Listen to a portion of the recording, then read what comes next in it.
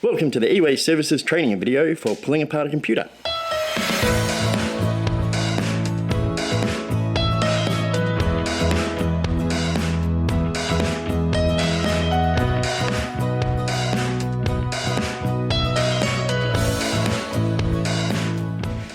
The required PPE gear you're going to need to do this task is a set of earmuffs and a set of safety glasses, as well as safety boots at all times when you're on site.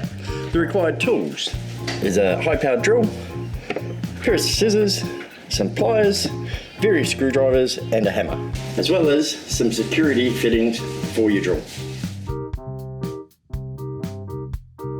There's all different sizes. This one here is your standard tower. You will get small form factors, high towers, servers. You'll find that by starting at the back, once you undo the screws, the various outside screws, as well as the power supply screws, once you get into the computer, you're going to find it easier to pull stuff out. That's the main reason why we start at the back, is it's the fastest process to get into the machine.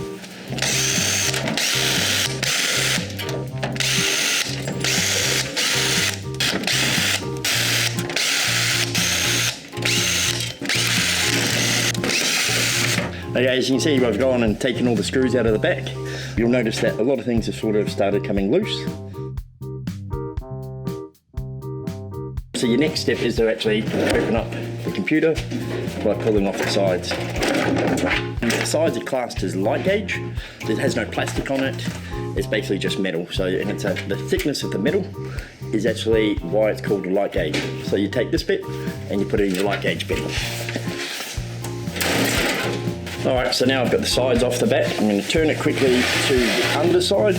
The reason being it's the underside, you can't see the motherboard or anything else. So the front of the CD player, where that is, you'll notice on the side here, there's actually a couple of screws that hold that in. That's your next step.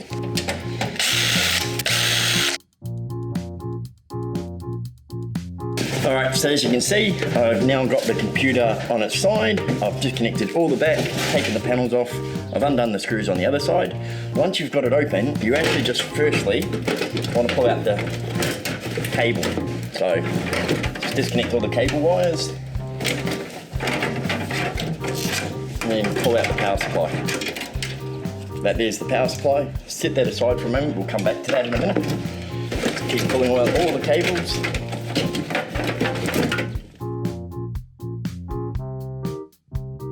Next thing you want to do is undo the screws at the top here.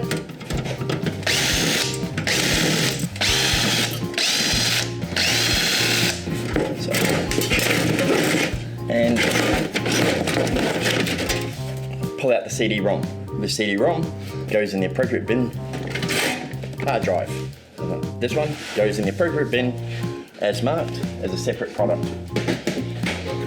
Alright, and then as you can see, most of the cables are gone. Now you pull out the RAM sticks and you have a quick look to see if it's PC3. So as you can see, written on the little label just here, it says SD RAM, Hynix 256 megabyte PC133. That there is really old RAM. It's not something we'd keep for resale. This would go to scrap. Now at the top here, just down here, there's some screws for the PCI cards. You want to undo those.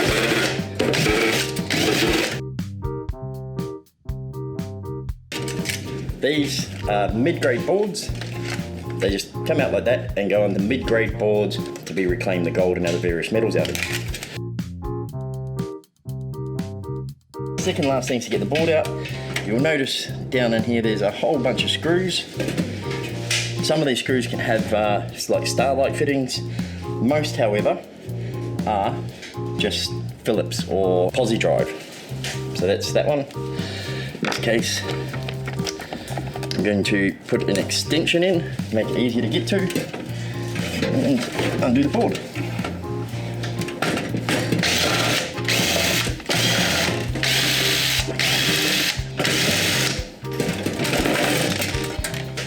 It's the board out. Take my scissors, a little bit of cable, chop a bit of cable out, turn it around,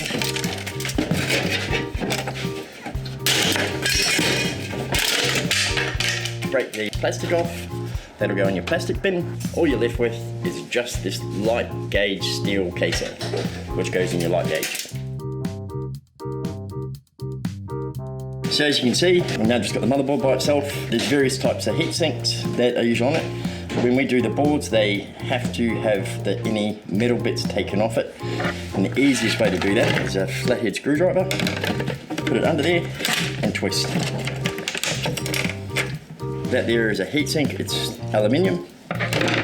Paste to chop or ply little plastic bits off. Then that way that becomes clean aluminium extrusion. That there goes in the appropriate bin, classed as aluminium extrusion. Secondly, just here, you'll notice that there's a little clip. They vary on different computers. This one is a clip that you use the side, pop it. Just put, pop, twist. So once you've removed the heatsink, you pop out the CPU out of its socket, and that goes in the bin marked CPUs. So you can see the CPU, that goes in the CPU bin. That there is now one completed motherboard computer. This here is a mid-grade board. All computer boards are mid-grade boards. Easy as that. Anything that comes out of a computer, we call a mid-grade board. Anything out of a server is classed as a high-grade board. This here goes in your mid-grade board bag. We've got a few little bits and pieces we've got to process just before we go on to the next computer. We chop these off, just like that. So we've got nice clean cable that goes in that marked bag called cable. Put your flyer through these. This type of cable is a ribbon cable, as it's nicknamed. And the reason why we're chopping the plugs off is because these have a scrap value. I'm just going to chop this out. The fans out of computers are a no to electric motor. They go on the appropriate electric motor bin.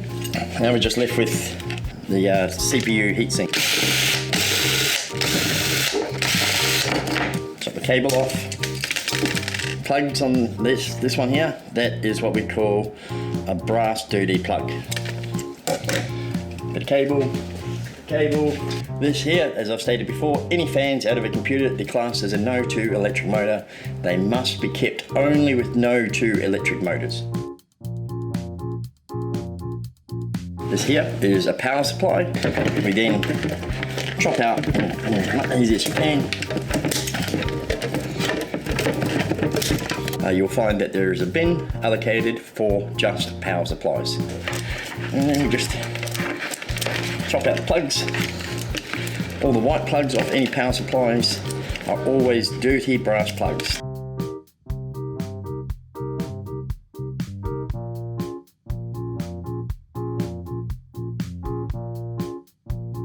Make sure you got all your tools that you started with back next to you so you can go on to the next computer. Just have a quick tidy up. Start your bench nice and clean and then go on to your next computer. Heaps of different heatsinks. Some don't have any orange on there, which is the copper, as you can see in that one. But if you hold it up, you'll see the pipes going through it. Just inside there, there's actually some pipes you can see if you hold it up to the light. That is copper alley steel. That there, different type of heatsink. You can see the copper, you can see the aluminiumite. That is clean copper alley. As you can see, there's no little bits of metal on it. Another bit of copper alley, different shape again. Nice and clean, there's no actual metal on it. Another type of heatsink, this one's just straight aluminium, just so you know what it is. But you can see the metal on there. This metal shouldn't be on there when you're processing. It needs to be taken off. And the easiest way to do it is with a set of pliers. That's just straight aluminium. That's how it should go into the bin. Still touching on heat sinks. If it's got copper and alley, that is called copper aluminium. Once again, it can't contain any metal. So if you've got little metal pins, you snap them off or break them off. Please do that as you're processing. And obviously with all the different types, they all go in the copper aluminium bin. All these, once again, aluminium extrusion. Some that are scrap and some that aren't scrap. So the easiest, anything that's got a ceramic base like this is scrap. And what you want to do, what we actually look out for is i3, i5 and i7 CPUs written on here. There's a little bit of writing.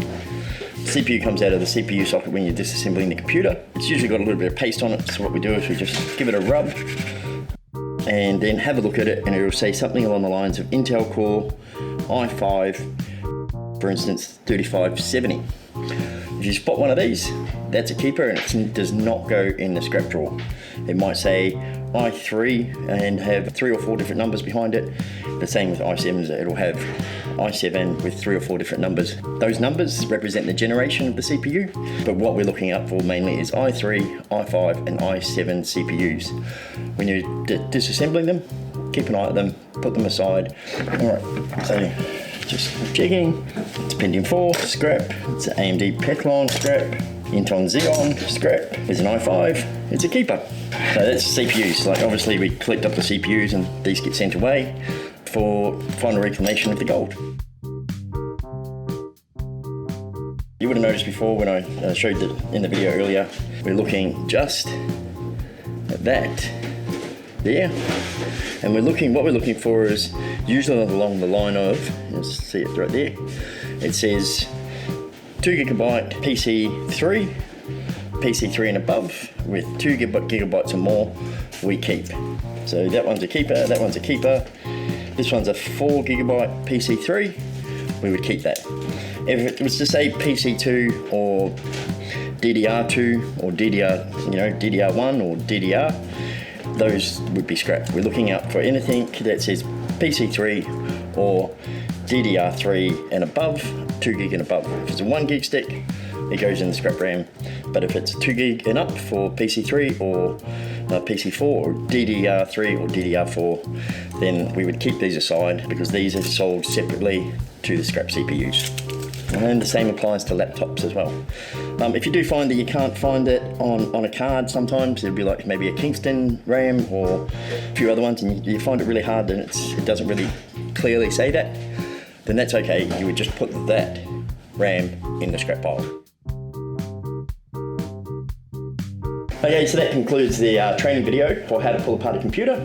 Just a couple of final notes I want you to know. Firstly, at the end of every day, please make sure your workshop area, floor area, your disassembly bench and everything is clean, tidy, and ready for the next day or the next person to utilise that bench. And if you have any questions after the conclusion of this video, don't hesitate to ask.